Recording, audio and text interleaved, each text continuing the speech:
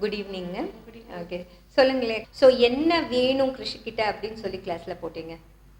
மெயினாக அவங்ககிட்ட வந்து ரொம்ப லேசியாக இருப்பான். லேசியாக இருப்பானா?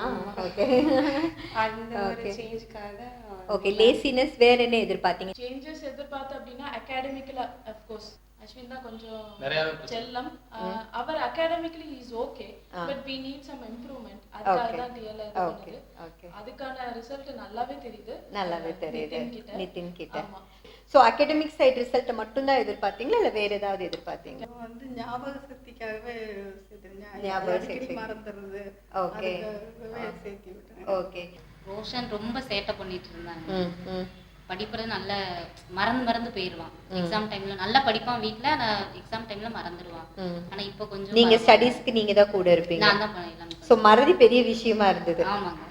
ஓகே. பார்த்தீங்கன்னா கான்சென்ட்ரேட் பண்ண மாட்டான். ஸோ நீங்கள் ரெண்டு பேரும் எதிர்பார்த்து போனது அகடமிக் சைடு ரிசல்ட்டும் வேணும், பிஹேவியர் சைடு ரிசல்ட்டும். எவ்வளோ நாளுக்கு அப்புறம் உங்களுக்கு ரிசல்ட் தெரிய ஆரம்பிச்சது? ஒரு 2.5 months 3 months இருக்கும். 2 months 3 monthsக்குள்ளேயே 1 month கிட்ட வரும்போதே கொஞ்சம் ரிசல்ட் தெரியும். என்னென்ன ரிசல்ட் பார்த்தீங்க? ஃபர்ஸ்ட் பார்த்தீங்கன்னா உட்கார வச்சா படிக்க வைக்கும் போது உட்கார்ந்துக்கிட்டான் ஃபர்ஸ்ட். அதுக்கப்புறம் வந்து பேச்சு, அப்புறம் அது ரொம்ப தெளிவா எதுவும் தெளிவா முடிவு எடுக்கிறது. நம்ம என்ன பண்றோம், எதுக்காக பண்றோம். ஸோ நிதின் தான் முதல்ல சேஞ்ச் நீங்க பார்க்க ஆரம்பிச்சீங்க. எல்லாமே மரியாதை எப்படி கொடுக்கணும், திடீர்னு வந்து கோவப்படுறது இருந்தது. கோவப்படுறதெல்லாம் இருந்துச்சுங்க. அதெல்லாம் இப்போ குறைஞ்சிருச்சு. ஓகே. அதே மாதிரி மரியாதை கொடுக்கறதும் வந்திருக்கு. இப்போ எக்ஸாம்ல எல்லாம் மேக்ஸ்ல 100 வாங்கியிருக்கான். அப்படியே ரோஷன் மற்ற சப்ஜெக்ட்லாம் above 95 வாங்கியிருக்கான். above 95 வாங்கியிருக்கா அப்படி. ஓகே. ஸோ இதுதான் வந்து பெரிய மாற்றமா நீங்க பாக்குறீங்க. அதுக்கப்புறம் வந்து கொஞ்சம் அப்படி என்கிட்ட அவங்க அப்பா கிட்ட எல்லாம் கொஞ்சம் அப்படி க்ளோஸா இதாக ஆரம்பிச்சேன். முதல்ல அப்படி இருக்க மாட்டானா, பேச மாட்டான். ஃபர்ஸ்ட் வந்து அவன் ஹேண்ட் ரைட்டிங்ல நல்ல இம்ப்ரூவ்மெண்ட் வந்துச்சு. ஹேண்ட் ரைட்டிங் காம்படிஷன்ல அஃப்கோர்ஸ் அவன் தான் ஃபர்ஸ்ட் ஸ்கூல்ல. Okay, very good. ஓகே, நல்ல இம்ப்ரூவ்மெண்ட். ஹேண்ட் ரைட்டிங்ல எல்லா டீச்சர்ஸுமே இப்போ வரைக்குமே இல்ல கடை நல்ல இந்த அளவுக்கு இருக்காது, பட் நல்லா ஸோ இது வந்து ரொம்ப பெர்ஃபெக்ட்டா இருக்கு. இப்போ ரொம்ப பெர்ஃபெக்ட். என்ன மறதினால என்னென்ன விஷயங்கள்லாம் நீ முதல்ல பண்ணிட்டு இருந்த மாதிரி உனக்கு தோணுது? ஏதாவது ஒரு பென்சில் அந்த மாதிரி ஏதாவது ஒரு போச்சு, என்னோட முக்கியமான திங்ஸ் ஏதாவது ஒரு இடத்துல வச்சோன்னா அதை மறந்துட்டு அடுத்த நாள் முடிச்சு தேடிட்டே இருப்பாங்க. கிளாஸ்ல மிஸ் கிட்ட அதனால திட்டு வாங்கியிருக்கியா? எந்தெந்த விஷயத்துக்கெல்லாம் ஸ்கூல்ல திட்டு வாங்குவேன் இந்த மறதினால?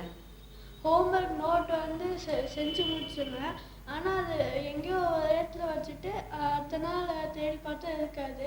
அதோடய ஸ்கூலுக்கு ஏட்டாச்சும் ஸ்கூலுக்கு போய் நான் திட்டுவாங்க. இப்போ உனக்கு எப்படி இருக்கு?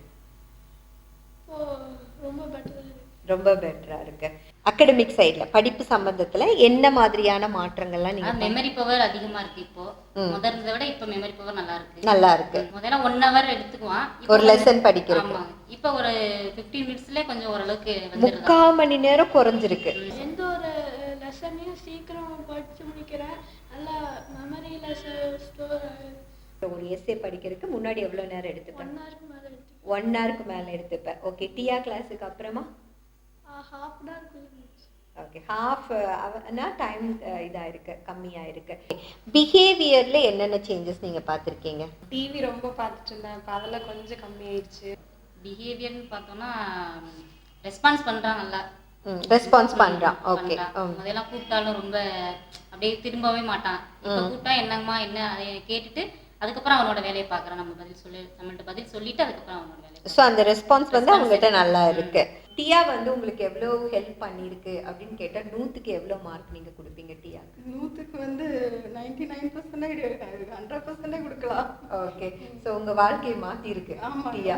கண்டிப்பாக மாற்றிருக்கு. ஓகே. டியா மாதிரியான கிளாஸுக்கு இந்த மாதிரி குழந்தைகளுக்கு தேவையா? நம்ம இந்த ஜென்ரேஷன் குழந்தைகளுக்கு தேவையா? கண்டிப்பாக வேணும். எதுக்காகன்னு சொல்லுங்க. மெயின் வந்து நான் ஃபீல் பண்ணுறது என்னன்னா ஸ்டடீஸ் சைடு அவங்களுக்கு கொஞ்சம் நிறைய சேஞ்சஸ் வருது. அகாடமிக்கலா நல்ல ரிசல்ட் இருக்கு. நம்ம என்னதான் இது பண்ணாலும் நமக்கு வந்து நம்ம மார்க் தான் சில இடங்கள்ல வந்து கண்டிப்பா மார்க் தான் கடைசியில பாப்பாங்க. நம்ம வந்து நாலேஜ் இருக்கு இல்லையங்கறத வந்து judging based on the marks.